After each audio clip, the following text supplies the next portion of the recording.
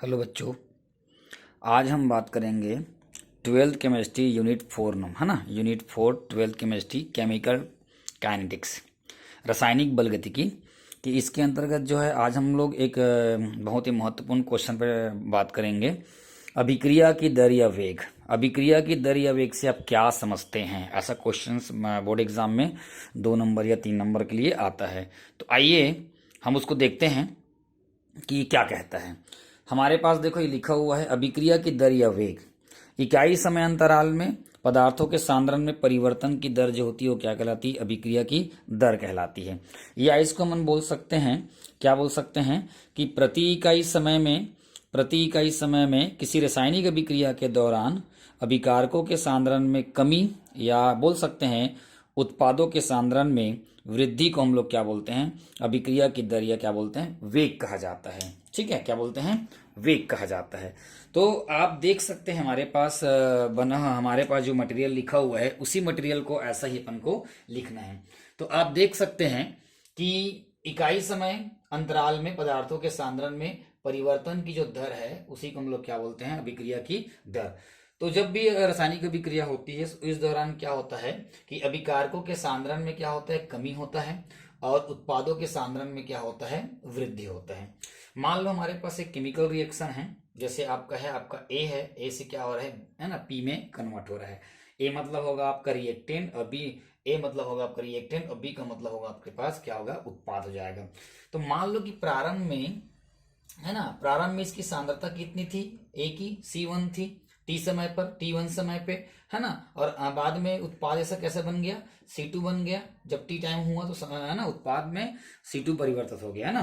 तो अभिक्रिया की जो दर है, अभिक्रिया की दर को हम लोग ऐसे लिख सकते हैं, अंतिम सांद्रता माइनस प्रारंभिक सांद्रता, है ना, अपॉन क्या हो जाएगा? अंतिम समय माइनस क्या हो जाएगा? आपका प्रारंभिक समय।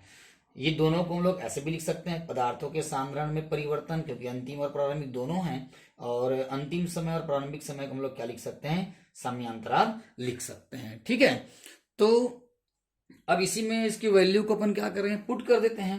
मान लो की बात क्या होता है कि अंतिम सांद्रता क्या थी हमारे पास? हमारे पास अंतिम सांद्रता थी, क्या थी? C2 थी। प्रारंभिक सांद्रता क्या थी? हमारे पास C1 थी, है ना। उसके बाद आपका अंतिम समय क्या है? अपने पास T2 है, और प्रारंभिक समय क्या है? अपने पास T1 है। हमको अभिक्रिया की दर निकालना है, तो R बराबर निकालना है। क्या निकालना है? R बराबर निकालना है। तो अब यहां पर देख सकते हैं, चूंकि अपने पास क्या है? ये R है, R इक्वल क्या हो जाएगा? हम लोग इसको डेल C मान लेते हैं, ठीक है, और ये वाले को अपन लोग मान लेते हैं डेल T मान लेते हैं। ठीक है, ये आपका निकल गया, और यहाँ पे लिख देना, चूंकि क्या होता है? डेल C इक्वल क्या हो जाएगा आपका? C2 माइनस क्या हो जाएगा आपका? C1, और डेल T बराबर क्या हो जाएगा आपका? T2 माइनस क्या हो जाएगा आपका? T1। ये अपन को लिख सकते हैं। तो ये जो हमारे पास जो निकला है वही क्या है? इक्वेशन नंबर 1 है, और उसी को हम लोग इक्वेशन नंबर 1 को हम लोग क्या बोलेंगे? अभिक्रिया की दर बोलेंगे। अब इसकी इकाई निकालना है, अभिक्रिया की दर की क्या करना है अपन को? यूनिट्स निकालना है ना। यूनिट्स के लिए क्या हो जाएगा? तो यूनिट निकालेंगे तो क्या हो जाएगा? यूनिट बराबर हो जाएगा सांद्रण, यहाँ पे लिख सकते हैं, है ना। सांद्रण की क्या करेंगे? इकाई लिखेंगे। ठीक है, सांद्रण की इकाई बटे क्या हो जाएगा? अपॉन क्या हो जाएगा आपका? समय की इकाई हो जाएगा। ठीक है, समय की क्या हो जाएगा? आपका इकाई हो जाएगा।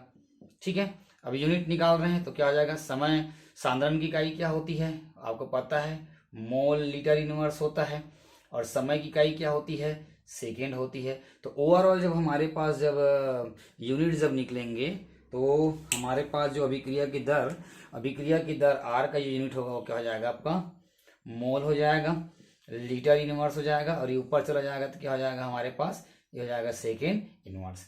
तो ये आपका आंसर। तो इस तरह से अभिक्रिया की दर या वेग जो होता है वो इस तरह से निकाला जा सकता है। इसकी यूनिट्स पूछी जाती है ना, बोर्ड परीक्षा में जो है 3 नंबर का 2 नंबर का क्वेश्चन आता है, अभिक्रिया की दर या वेग से क्या समझते हैं। तो इतना ही लिखना है, इससे ज्यादा लिखने की जरूरत नहीं है। वीडियो पसंद आया तो लाइक करें, सब्सक्राइब करें, और आप हमें जो है जल्द से जल्द हमें डिजिटल बोर्ड बड़े पर्दे पर देखना चाहते हैं तो हाँ, वीडियो को फैलाइए और हमें एक अच्छा सपोर्ट और सब्सक्राइब दीजिए। Thank you. इसके आगे वाला जो वीडियो में हम लोग पढ़ेंगे अभिक्रिया की दर को प्रभावित करने वाले कारक। Thank you.